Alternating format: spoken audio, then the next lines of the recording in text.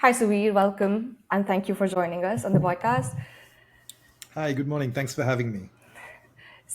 I want to start with how you started like seven, eight different companies and integrated all of them into this one whole big project, one whole massive company, if or organization, if you will. How did you come up with these different companies? How did it start? Sure. Fun story. We started back in the summer of 2008, where my partner Pratik and I were still in college. We were in the second year of college. And as rebellious young teenagers who wanted something to do with their time, bored of doing internships every summer in college, we decided to start up. We decided to do the romantic bootstrap founder startup thing just at the age of 19. We had two options. We had the option of going to the beach over the summer, which is what most of our friends and buddies from college were doing, or with the option of being productive. And we chose the latter. I don't know why. And we decided to start our first agency with a seed capital of $1,000, which was basically the amount of money that we had saved up to go to the beach between a bunch of friends. And we didn't go to the beach. We started an agency which is called Foxy Moron, which is the first agency we started in 2008. Back in 2008, there wasn't really a concept of digital marketing in India. It was a very nascent industry. It kind of blossomed 4 or 5 years later, and I guess we got into this space very early, significantly before the industry had ripened, which means that we got a certain amount of first mover advantage for all the big guys who wanted to get into the space early. Initially, for the first couple of years, there was a lot of education with brands about why they need to be spending their money on digital. And then somewhere in some global headquarters in Paris or New York or London, there must have been a mandate that you got to put five or 10% of your money into digital. And brand managers in India shrugged their shoulders, saying, how do we do that? What do we do? Remember those guys who came, the young boys who came and spoke to us? Let's call them in. And we got the opportunity to actually bag some of our first real big clients as early as 2009. We worked with maybe five or six brands from the Cadbury group. And I think our big break was when we signed Maybelline from the L'Oreal group in 2009 as well. And then we kind of honed that relationship with the L'Oreal group for about 11 years till 2020, and amassed about 26 of their brands over a period of time. And our mantra from the beginning always was that we want to be an integrated digital marketing services shop. So we started by doing content, and then we moved to media and then technology. And as the data narrative became more relevant, we kind of naturally grew our business into a content media data tech integrated business. In the 2010s decade, we realized that a lot of agencies were kind of picking specialisms. You had the creative shops, you had the media shops, you had the tech shops that were doing great work. But I think one of the significant advantages that we always had was that we were an integrated shop. And as a result, we had the opportunity to pitch for agency on record mandates where we would become the exclusive agency for our partners. And thereby that meant that we held a lot of accountability for the work that we did. And there was no other agency to blame for the performance of a campaign if it did go south at some point of time in the year. But having said that, over the course of the 2010 decade, we also realized that there were the various different centers of excellence that were emerging. In 2016, we noticed the first center of excellence emerging with creative technology. We were doing a lot of work, a lot of interesting work with what was VR back then, and that died a natural death, and that kind of moved into AR, and doing some great work with Spark and with filters and that kind of stuff. And we realized that because we were an integrated agency, very often we were kind of getting conflicted for certain pitches, because if I'm working with L'Oreal, then I can't necessarily work with one section of Unilever, and there was a lot of conflict, you know. And we were getting conflicted out of several large pitches. But then we realized that if we have centers of excellence, which we kind of spin off into new agencies that have identities of themselves, brands of themselves, leadership, that owns a verticularized P&L themselves, that agency could then deliver a specialized service to a brand who I was otherwise conflicted with. So we spun off creative technology, then we spun off content production, then we spun off influencer management, then we spun off marketing tech services, then we spun off Web3 and metaverse, then we spun off sports management, and then we spun off event management as well.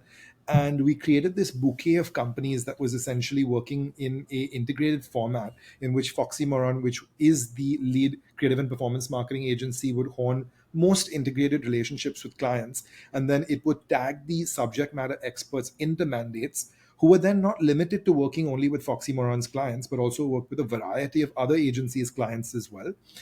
And then in 2020, we put an umbrella brand over this called Zoo Media, which then kind of became the holding company of sorts that sat over this plethora of 7 agencies. We also realized over the course of this journey that it's not possible for us to build every single agency from scratch, because there's only that far that bootstrapping can go. So we started investing in other agencies through acquisitions, through joint ventures, through partnerships that really helped build the plethora of services we were able to harbor under our belt, and thereby increase the wallet share and the relevance we had with our clients. So this March, we finished 16 years since we started up as a young independent bootstrapped agency. We still continue to be young independent, well, not so young anymore, but we still continue to be independent and bootstrapped in terms of our growth. The agency today stands at about 600 people across 3 locations in India, which is Bombay, Delhi, and Bangalore. And over the pandemic period, we also opened up offices in Dubai and in New York. And today we work with clients ranging from groups like Unilever, Procter& and Gamble, IKEA, Netflix, Amazon, Burger King, Hershey, Starbucks, Kellogg's, Castrol, L'Oreal, and the like. We do a lot of work with startups as well. We do a lot of work with government and with sports as well. And that's a little bit about our journey and our startup story. I find that super relatable because we're of similar age and we started at similar times. And I kept always getting the inverse advice, right? Which was, Jeff, you're 22 years old. Like, don't go in there and be an AOR. Nobody's going to take you seriously as an AOR, specialized. So Mhm. I would assume you were getting similar advice, right? To, focus on one thing. And what made you want to zig when everybody else zagged? Well, to be honest, I completely understand where you're coming from, because I spent the last 3 years, ever from the moment that we could travel after our travel restrictions were lifted. I spent the better part of the last 2.5 years researching the agency ecosystem in the US. And I realized that the advice that you get in the US is that verticalize, specialize, people won't take you seriously if you're generic, if you're broad, because you're competing with guys who do billions of dollars of billings and, Yeah. have that kind of relevance and market share with their clients. We got into digital specifically in India at a time when the industry didn't exist. The big boys themselves had Yeah. absolutely no idea what they were doing. And in fact, post 2012, when they couldn't figure out how to solve for digital, because they were putting gray haired guys in a room trying to solve, digital problems. And these guys came with television and print backgrounds trying to apply these old archaic formula, on digital, which didn't really work. So they tried the if you can't build it, then just buy it model. And from the 20 Yeah. odd agencies that were relevant back in 2012, between 2012 and 2016, 18 of them sold to the big holding companies, to WPP, to Publicis, to Omnicom, to IPG, etc. And there are two of us that held out and yet haven't sold and don't plan to, and plan to kind of enjoy the independent position that we hold over the last 15 years. Love it. The other So question I was going to have is, it's hard to interrupt, but how was I going to frame this? What I was interested in is how many times in the course of this agency from 2008, 2009 to now, and I'm going to guess this number is decently large. How many times have you thought of or had to or consistently thinking of having to pivot in this space? Well, I think between Pratik and I, we actually hate the word pivot, right? Pivot is it's a word that's kind of been bastardized by the product tech companies and the startups that kind of Right. have blossomed over the course of the last decade. We're a marketing services company. We talk about evolution and we talk about growth. The reason why we don't use the word pivot is because pivot means you stop doing one thing and you start doing something that's tangential or something that may be even complementary to your line of business. And the way we look at it is an evolutionary form of business, because the scope of digital has expanded so drastically. When we started, we would do CRM, we do some basic search and build, brochure Yeah. websites for our clients. And then the social boom hit in the early 2010s, and then the integrated search boom hit, and then the performance marketing boom hit, and then the marketing tech boom hit. So we've kind of had to grow our service offering in order to be relevant and to continue our first mover advantage position with our clients, but not so Hmm. much pivot, I would say. I feel like a big moment in pivot came when Web3 happened, and there was a gold rush to blockchain and to Hmm. NFTs and to metaverse and stuff like that. And predictably, and of course, we were one of the first few agencies to kind of ride the bandwagon. I think we've done probably the most metaverse campaigns of any agency in India at the moment. But we all know how that kind of took shape. Now there's a big pivot around the corner when agencies are kind of stuck with this existential question as to whether their philosophy is going to be defined by people or machines with the advent of AI as well. And I feel like these are Yeah. big inflection points from a pivot standpoint, but we don't necessarily look at it as pivot. We look at it as growth and evolution. But I feel like these two in the last maybe 4 years have only been the two existentially, philosophical questioning ones with Web3 and with AI, because they could change the fabric of who you are. And as marketing services companies, we pay so much heed to the culture and the people that we work with that we don't plan to replace those people with machines anytime soon. Obviously, their work is complemented by, but we don't plan to, replace them. As far as pivoting is concerned, though, we had one big milestone in our journey, though. When the big guys came and started shopping with their big checkbooks, naturally they came after us as well.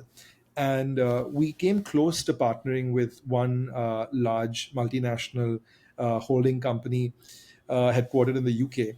And at that point of time, our business would have required a pivot, which we didn't really like, to be honest. So we took a step Yeah. back and we said, hey, look, we've understood what this partnership means for us. Maybe it's in our best interest to stay independent and just enjoy doing what we actually genuinely enjoy doing. Love it. And that's so important, right? Like understanding whether or not you want to own the business or actually sell the business and earn the money. Because a lot of companies, when they start out, and once they, and especially tech companies or like niche companies, when they start out, they build a business and then people acquire it, and they have no control over it anymore. Absolutely, yeah. But I guess it depends on why you really start up, right? Like when we Yeah, started, we were, I guess, 19 years old when we started, and it was purely out of passion, right? There was no commercial interest in running a business at the age of 19. And back in 2008, the startup dream in India wasn't as fancy as it is now. India didn't have a Shark Tank back in yeah, 2008. We've just run 3 seasons of it where doing a startup is romantic now. Back in the day, it was probably a foolish and risky thing to do, and the only yeah. people who did it because they were genuinely passionate about doing it, excuse me. And I guess if your motivation is clear from day one as to why you're doing it, it helps staying true to your course. And obviously that motivation evolves over a period of time. The reason we do what we do has changed and grown, has evolved, has not pivoted but has grown and evolved. Yeah. But we stay true to course, at least. And how did you identify that, okay, this is the industry you want to get into between you and Prateek? In the sense that you started when you were 19 years old, how did you identify that, oh, marketing or digital marketing is something that we should explore because in the future, there are possibilities here? To be honest, it wasn't digital. We said marketing because, like I said, digital didn't exist as an industry. When we started out, we did everything from print to outdoor to events to merchandising. It was everything under marketing services. I think the reason why both Pratik and I leaned towards marketing services was because of the few, I would say, maybe university projects that we did, because of the few internships that we did. We realized that it was a core strength that came very naturally to the both of us. I guess both of us met at Model UN, and Model UN requires you to have exceptional command over the language, communication skills, and that's where we bonded. To be honest, and we realized that communication was a strength for the both of us, and an equal strength for the both of us, and an equal interest for the both of us.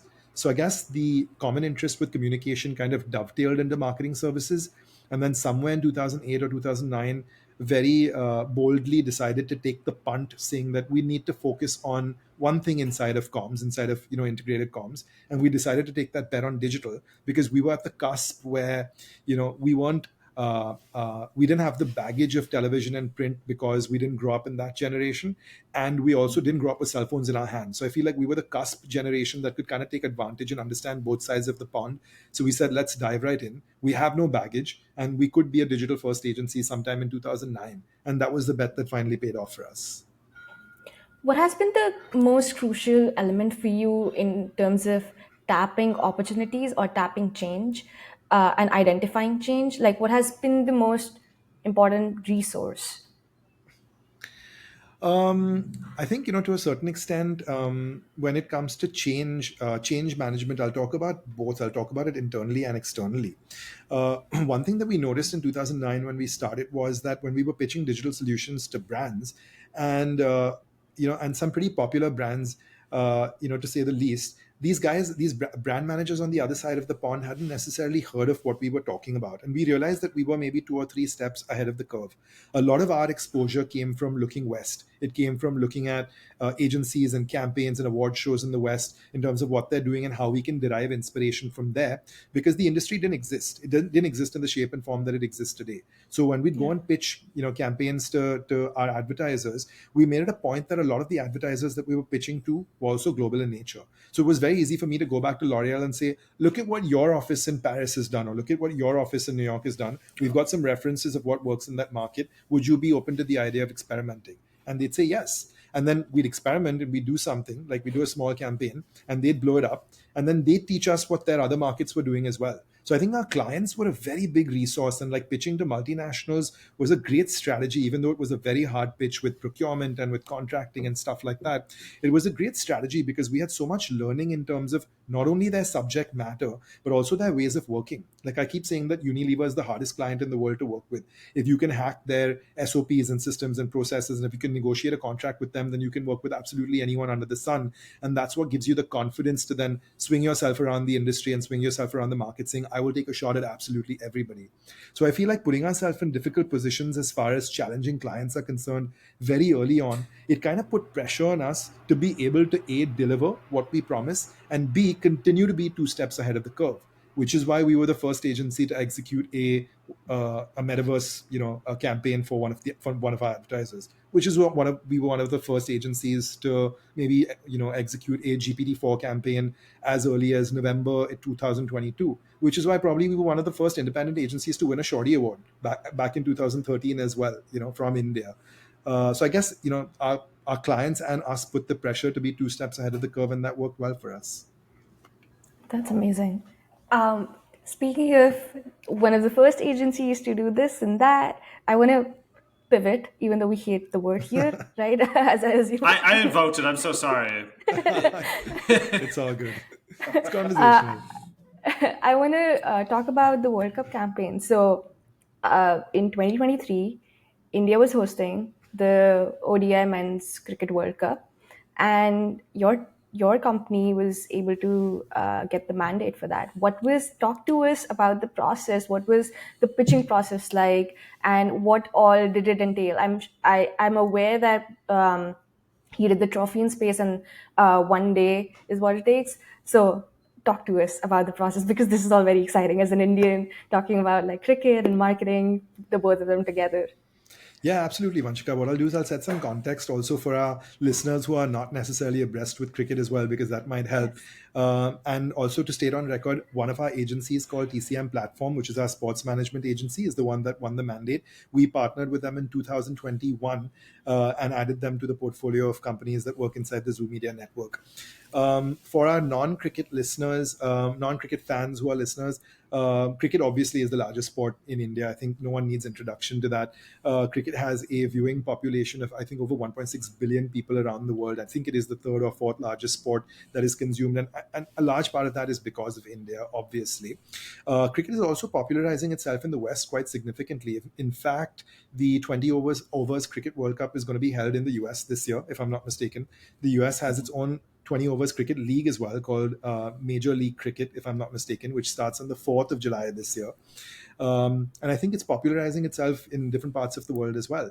The biggest event in the cricket calendar is the 50 overs men's cricket World Cup that happens every 4 years. And in 2023, India won the rights to host the World Cup in India.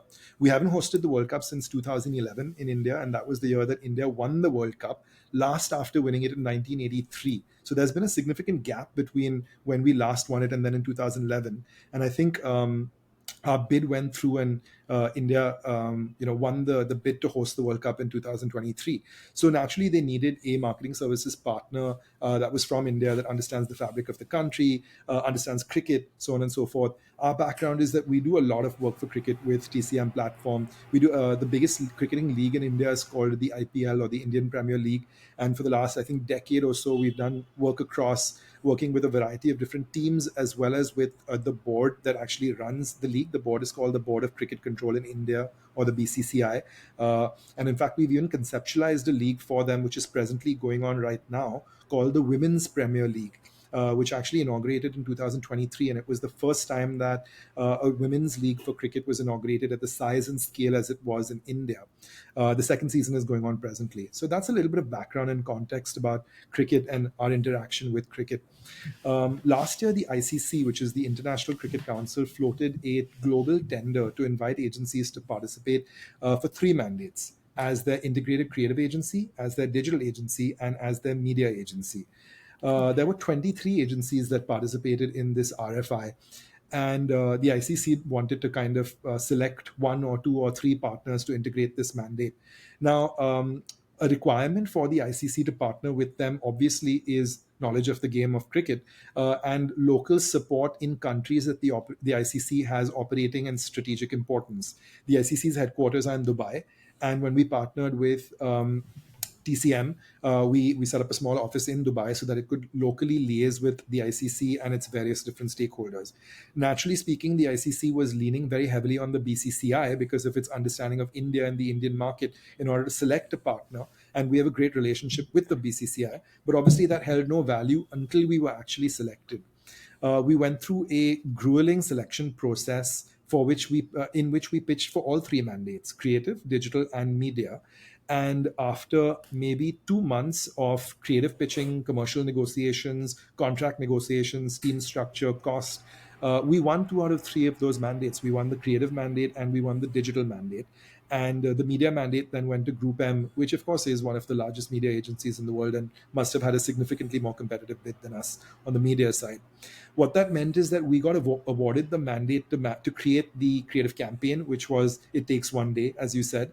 We created the official film that television and digital carried. We created the official anthem in which we made music for the World Cup. We made the music video for the World Cup. We liaised with all those Bollywood stars that featured in them. We did the opening ceremony for the World Cup, which had a bunch of, entertainment, pretty much like, it's a borrowed concept and learned concept from the West as well, with Super Bowl entertainment at halftime, so on and so forth. The closing ceremony with the prize distribution, a lot of the in-stadia branding, a lot of the entertainment around the 2 months that the World Cup kind of journeyed across the various different cities in India that hosted it. And then eventually also ran the always on digital campaign where It Takes One Day came to life through a variety of different interesting content and media pieces that overtook the internet through social and engagement and customer activation through a variety of different digital channels. Interestingly, we kicked all this off through a PR campaign in which the BCCI announced that India had actually won the mandate to host the World Cup. And what we did is we sent the World Cup trophy to space. And then it paralanded by setting the geo coordinates inside the stadium that would host the semi-finals of the finals of the World Cup, the biggest stadium in India, which is in a city called Ahmedabad in a state called Gujarat. It's a relatively new stadium. It's just 2 years old. And it's got a capacity of about 110,000 people, if I'm not mistaken. And once the trophy hit the stratosphere, it was pre-programmed to have the geographic coordinates to paraland with a parachute right in the center of this trophy, of the stadium. And the press was all waiting there. And they had a press conference with the trophy landing there, announcing that India has won the mandate to host the World Cup. Naturally, our production guys rigged the parachute with a bunch of GoPros and managed to capture the entire flight and made a really sweet film, actually, which I'm happy to share with you guys about the World Cup trophy's journey into space and then landing into India. And naturally, there was a hullabaloo about it, at the press conference, and people were fascinated. And then this film went live, and then the PR around that story broke. So that was definitely something path-breaking that we did that got a lot of attention and a lot of eyeballs, and a lot of earned media and a lot of PR around just the launch of that campaign in India, well ahead of the film breaking and broadcasters carrying messaging about this as well. So it was a really fun campaign. We were really excited by the fact that the ICC was very bold in not only selecting us but approving our ideas as well. That did carry a certain element of risk but also a lot of novelty, because this is not something that sport has seen before. Fingers crossed all went well, and then it did, and then the rest is history. As somebody who has done a lot of things that require only one take and you only get one take, just tell me like the level of how nervous the team was when you have something descending from space and you have one shot to get it to land. Or I think the team was less nervous. I think the BCCI and the ICC were significantly more nervous. Yeah. Okay.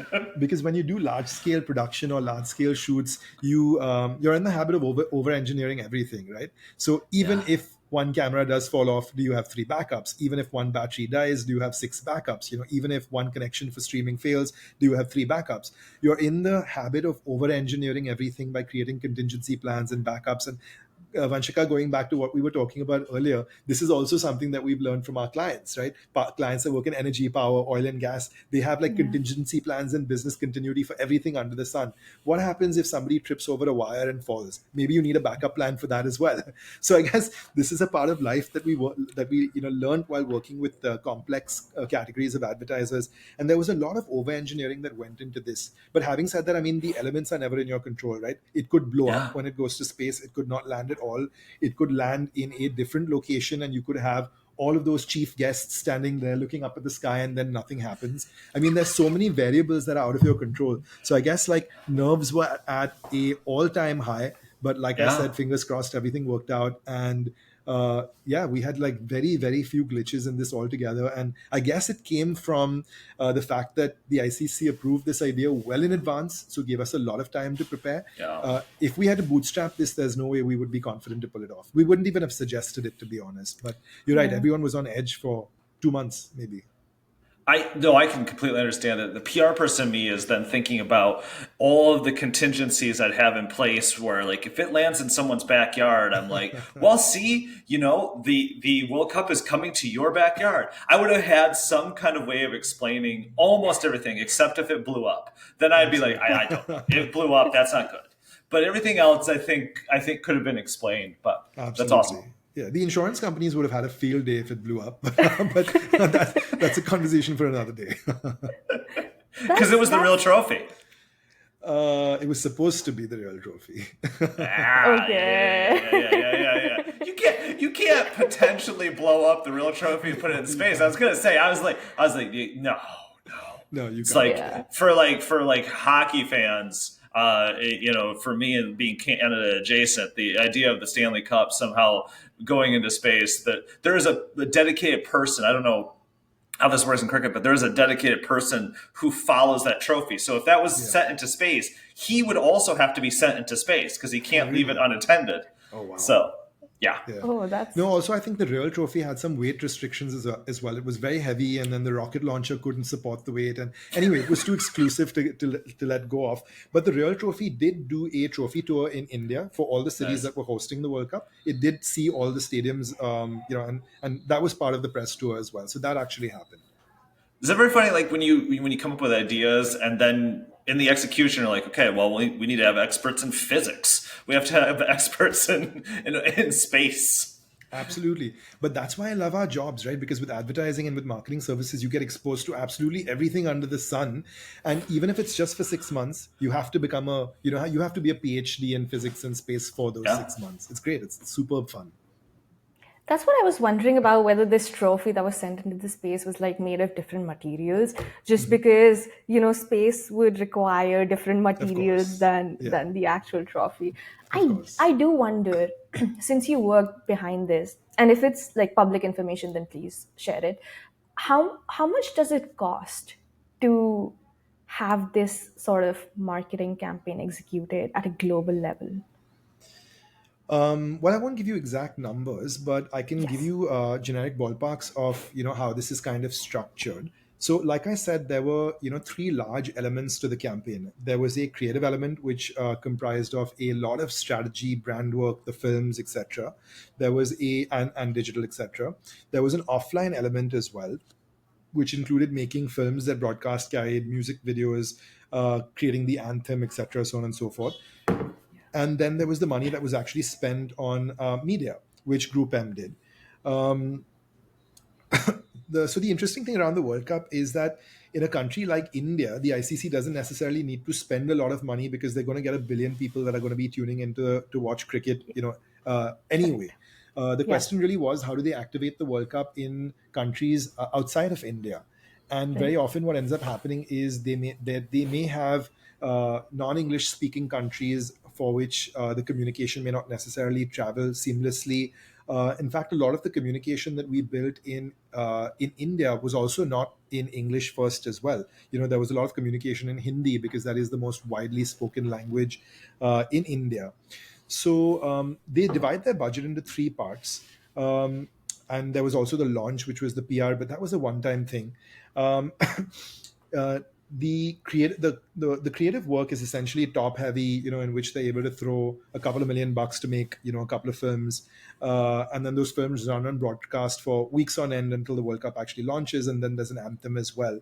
For the creative work, they paid us a retainer that carried for. I mean, the World Cup is not a very long, campaign or season, so as to Yeah. speak. It's just about 2 months, So it Yeah. doesn't require. It's a very top-heavy project where there's a lot of work that you need to do that goes into building hype for it. But once you get the initial, viewership and traction, and you get to the knockout stages, you know that there's going to be continuity of users watching.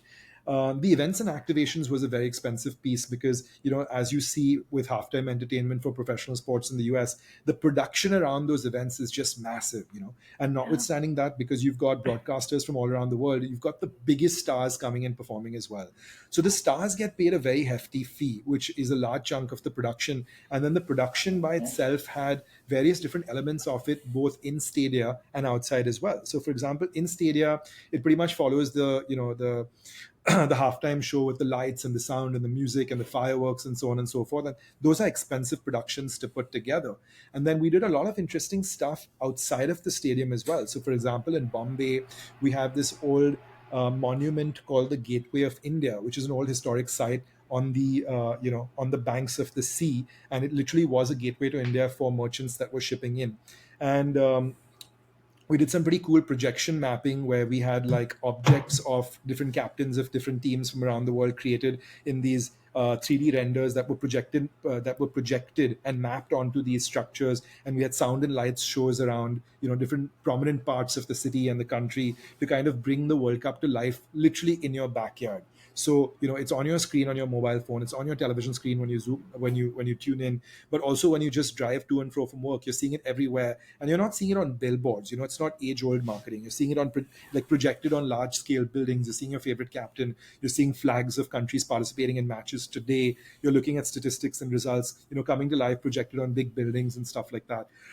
So the ICC was actually very forthcoming when it came to us pitching a lot of innovations like that. And honestly speaking, if there's any country that should lead the narrative on innovation in cricket, it should be India.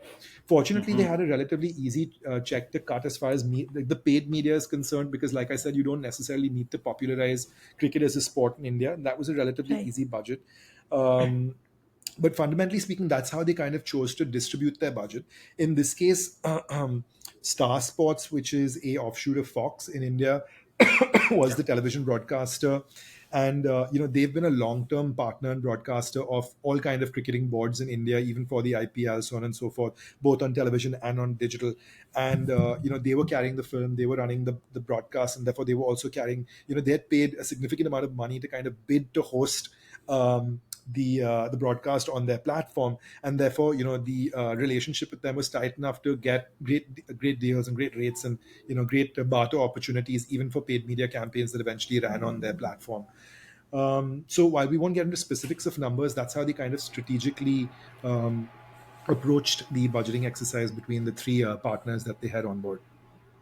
You spoke about translating campaigns. So I want to ask, was the campaign that India created, was it the same campaign that was also playing in other countries, or do they create different campaigns? Similarly, like for example, in 2015 World Cup, since India was not the country that was hosting, someone else created the campaign. So did we also receive the similar campaign, or was it translated for India purposes? So usually a campaign is a script. If your country doesn't host the sporting event of that year, then usually a campaign is scripted by the broadcaster who has the rights to market that event in the year. What was unique about the World Cup for the first time in the history of the World Cup this year is that the maximum amount of coverage that anything gets is when a camera points at it and you've got a billion people looking at it, right? Which is why even when sponsorship is sold inside the stadium, the sponsor logos on the green have the maximum amount of visibility. The sponsor logos on my shirt Mhm. have the maximum amount of visibility. In cricket, we Right. have one unique piece of inventory called boundary boards.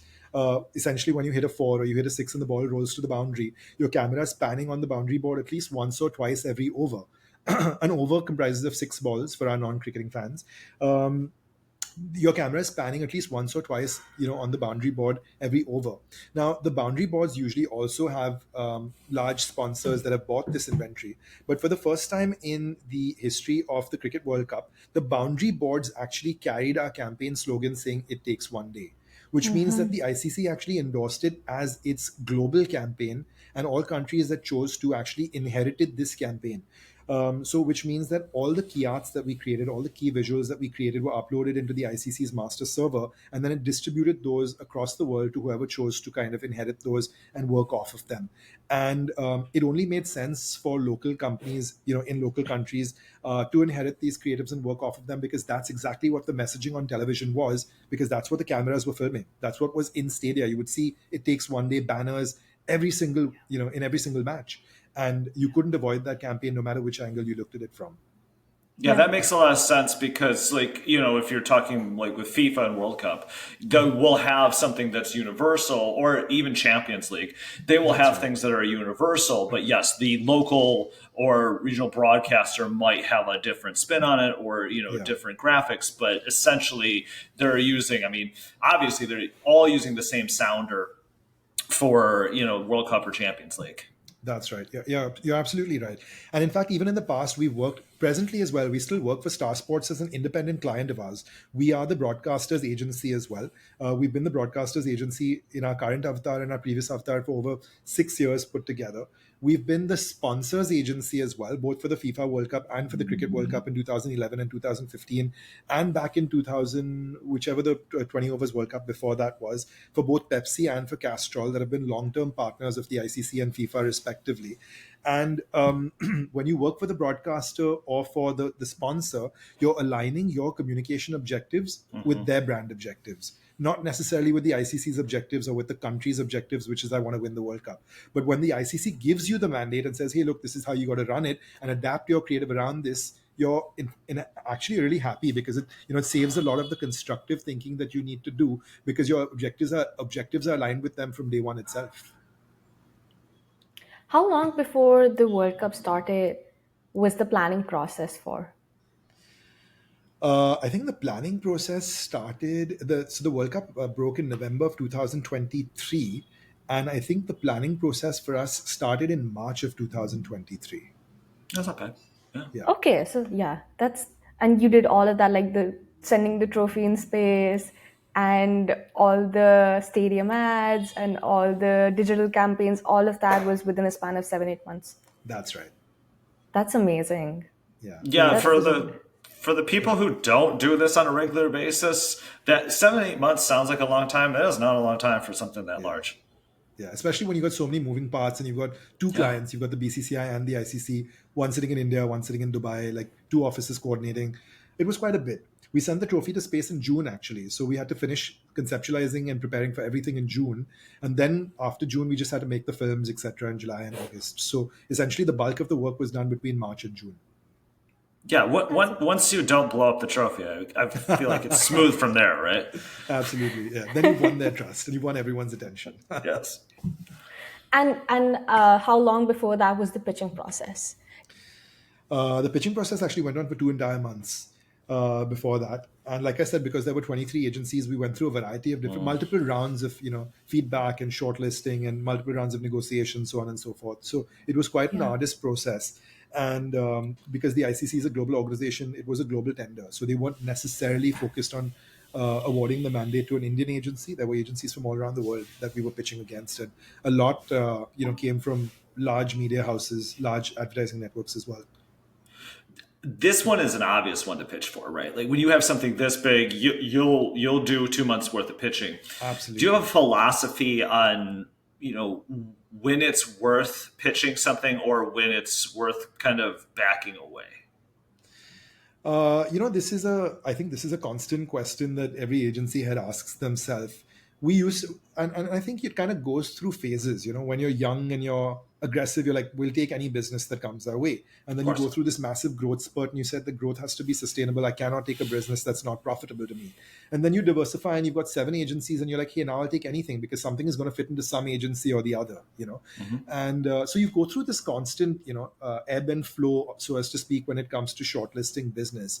But I guess, like I said, if you are clear in your vision of what you want to do for your business, then it becomes easy for you to filter whether you want to work with a brand or not.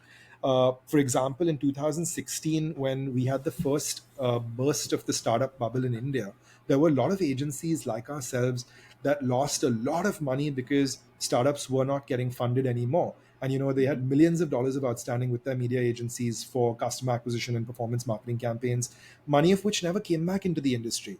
And agencies like defaulted on millions of dollars of invoices with Meta, which was Facebook back then, and Google and YouTube and stuff like that, and we weren't able to pay. And then a lot of agencies put their hands up after that, those 2 years, saying, we shall not work with startups anymore. We don't care whether you're funded Series A, Series B, Series C, we're not going to work with startups anymore. And then a lot of those startups went on to become unicorns. And as you guys know, India has 83 unicorns that had come out of it right up until 2023, and several more that will come out this year as well. And I guess you missed the bus on those kind of clients as well. A lot of agencies say that we won't work with government because it's a very high risk business. The cans and the cannots are very high. They're looking at everything under a microscope as well. Like the US does, India has a very big election around the corner later this year as well. And the opportunity to work with government is flush this year for those who want to take it. I guess from our end, the one thing that we really hold very true to ourselves is our values. Whenever we're at a point of conflict in our life, we always go back to our values. Our values are, plastered all over, right from the day you join on the induction to, any day that you reach a point of conflict. We call our values ICE Cube, or ICEEE: integrity, creationism, excellence, empathy, and endurance. If we ever reach a stage where we have to make a difficult decision that we're not able to make just through logic and rationale, we go back to our values. If a client is being unethical, we do not work with them. If a client has a reputation of treating teams badly or speaking disrespectfully, we do not work with them. In our value pyramid, we are very clear that we put the organization and its employees their interest and their welfare and their safety well above any commercial interest or opportunity that a client could pay you. So if clients do not behave well or do not speak well to team members just because they're executives and they're young, it's a very clear red flag for us, and we choose to discontinue our association with them.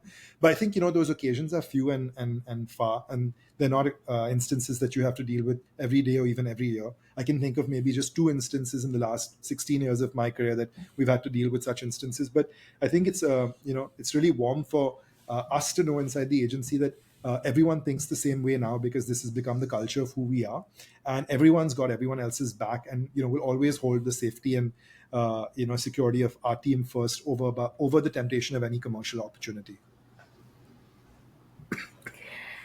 You talked about having offices in India and also in Dubai and New York. Are there different activities in each offices, different roles for each offices? Talk to us about that. Yeah, absolutely. We're headquartered in Bombay. We started in Bombay because Pratik and I are from Bombay.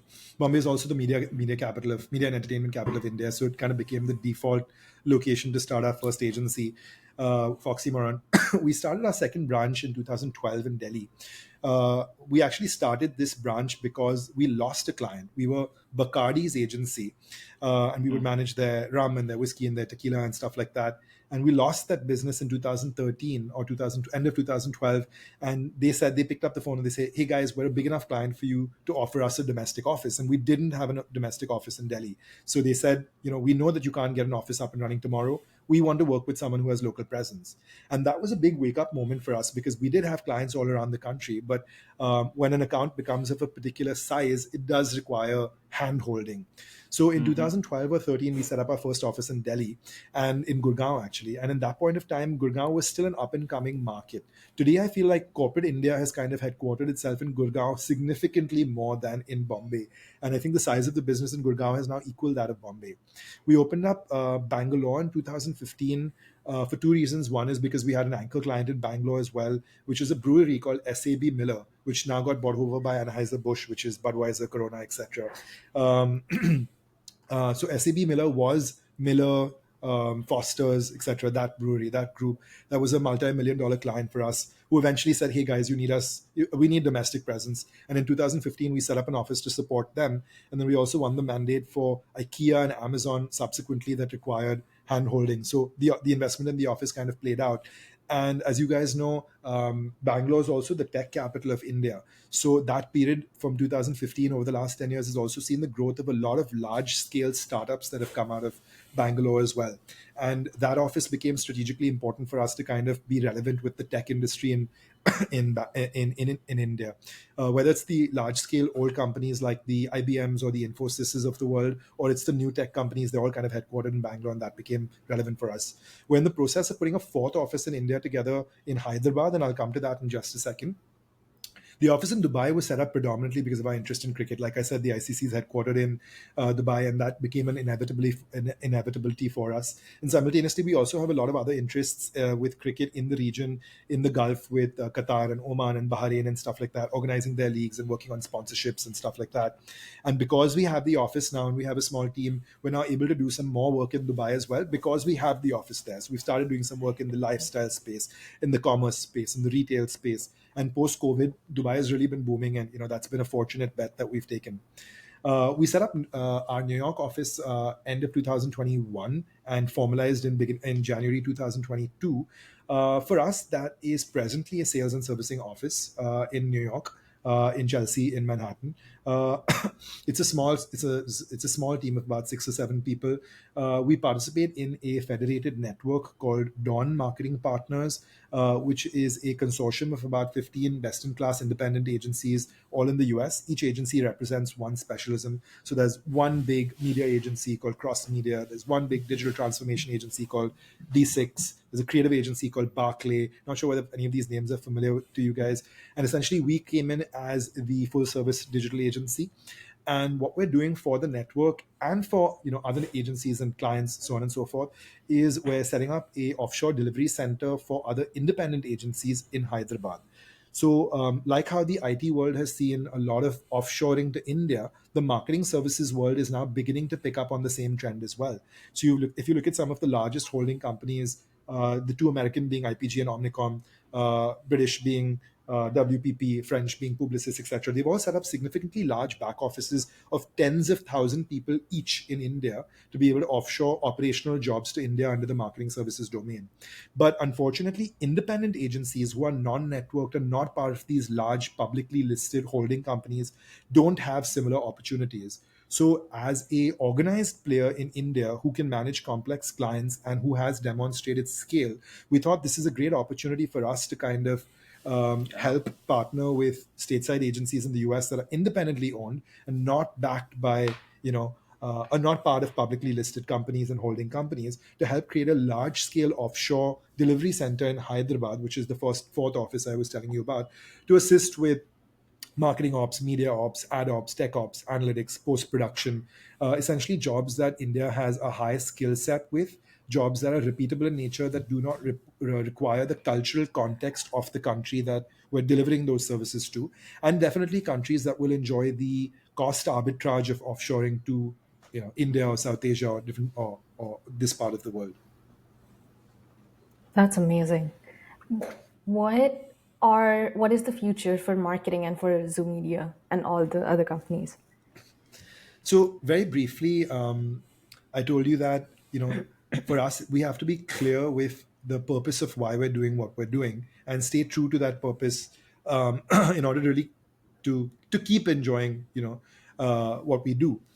And like I said, the purpose kind of grows and evolves.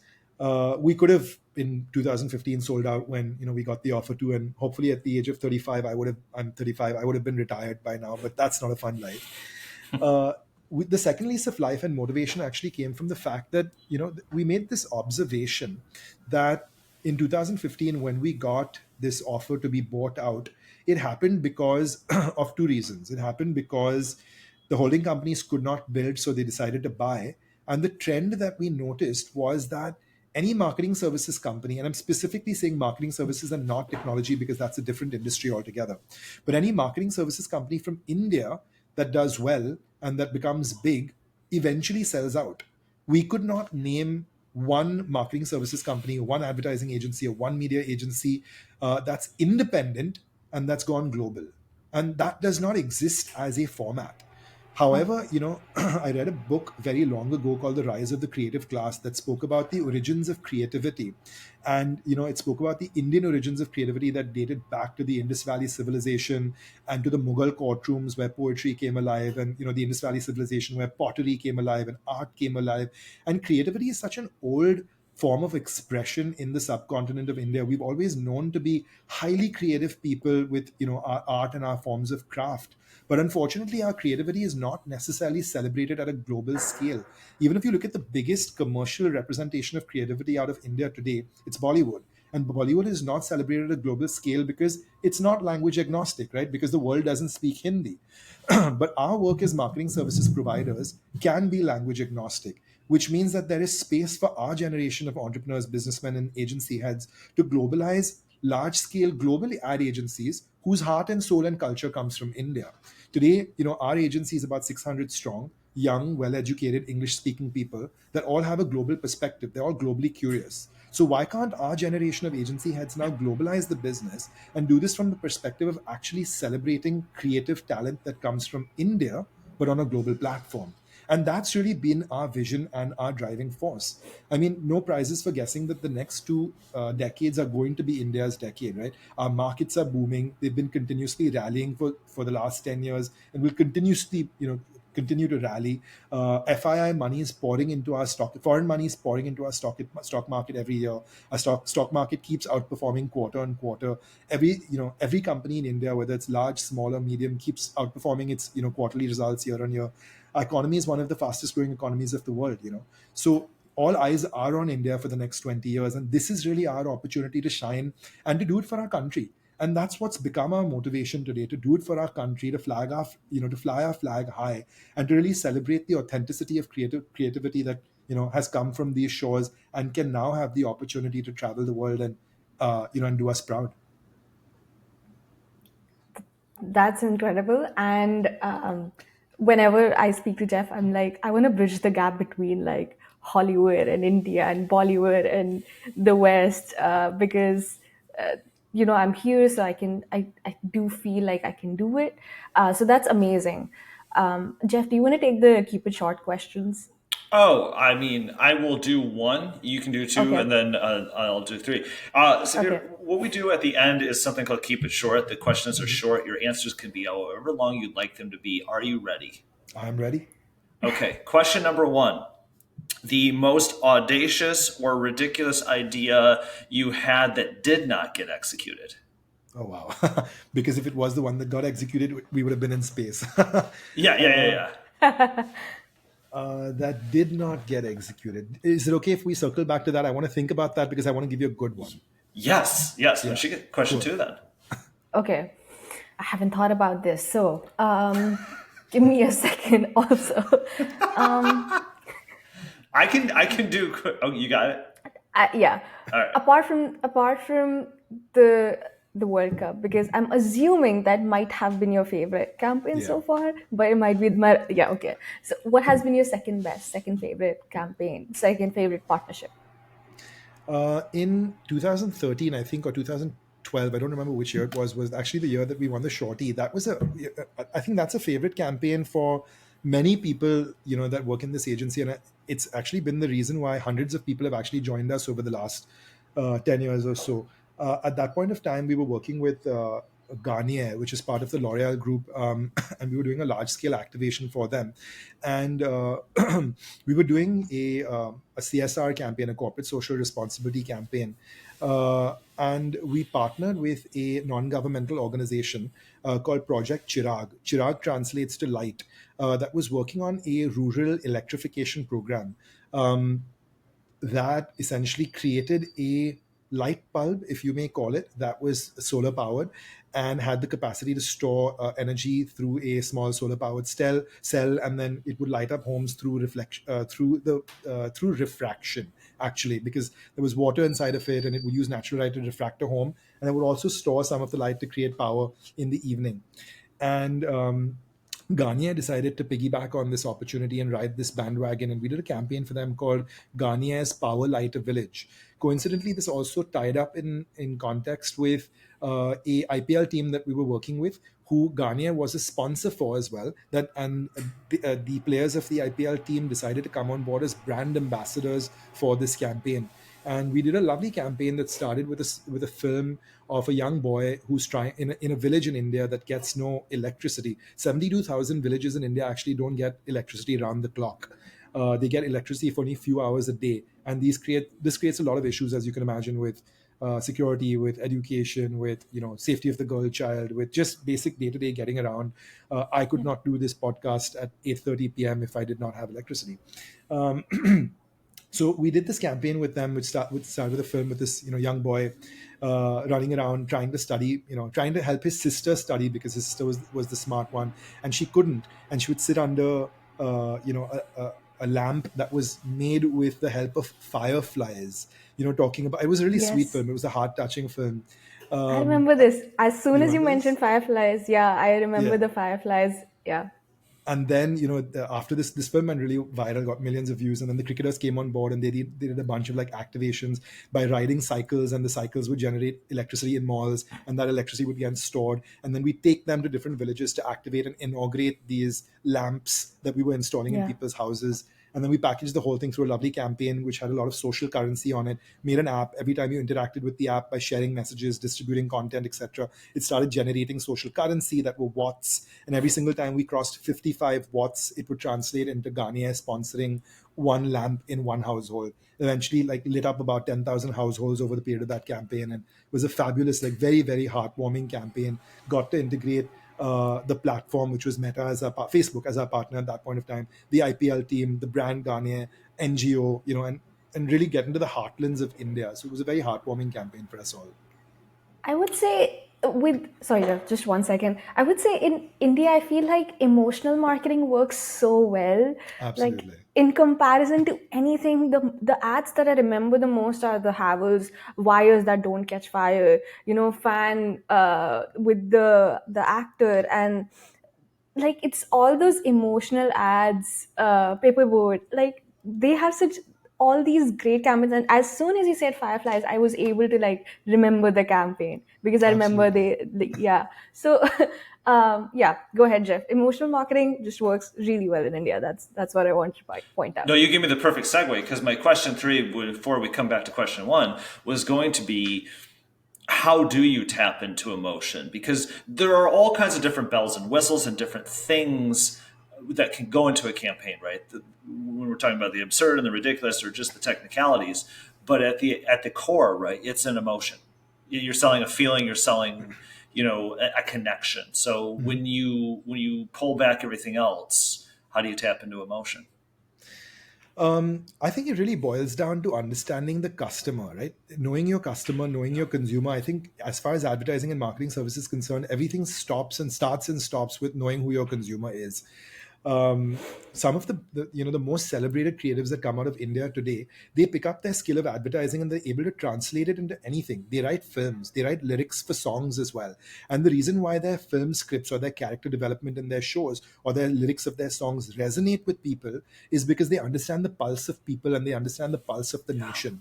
And in a country like India that has 1.4 billion people, that speaks 80 languages with over 300 dialects, it's impossible to know the length and breadth of the country. But even for what percentage of the country you do know, it does require you to get into the hinterlands of the country, into the roots of the country, to really understand what motivates people.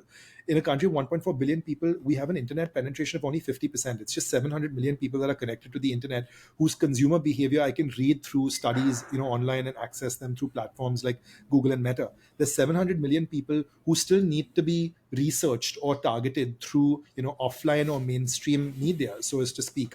And the more time you spend learning these people, learning their behavior, learning your consumers, the more the higher the possibility of you being able to emote with them. And at the end of the day, there are clear passion points in India that are established. Religion is one, cricket is one, and these are relatively easy to kind of piggyback on, which is why we spoke about the Cricket World Cup for about 10 minutes or so. But when it comes to talking about humanity, humanity again becomes a blanket language that everybody understands. But the context of humanity is based in culture. Like in the north, south, east, and west of the country, the context for that humanity may be different on the basis of how people celebrate it. And I guess, going back to your previous question, saying why do you have offices around the country, is because the culture of, of not the north and the south and the east and the west of the country is different. So the expectation from the brand is also different. Saying that consumers are different, our way of working is different, and you need to get with that program. India is like 10 countries put together, honestly. Yeah. That's why it's called a subcontinent, I feel. Exactly. Yeah. And then after that unbelievably eloquent and amazing answer about emoting and culture, then I have to just come back to, hey, what's the most ridiculous thing you've ever thought? In 2013, I bought myself a drone and I tried to become a hobby drone pilot.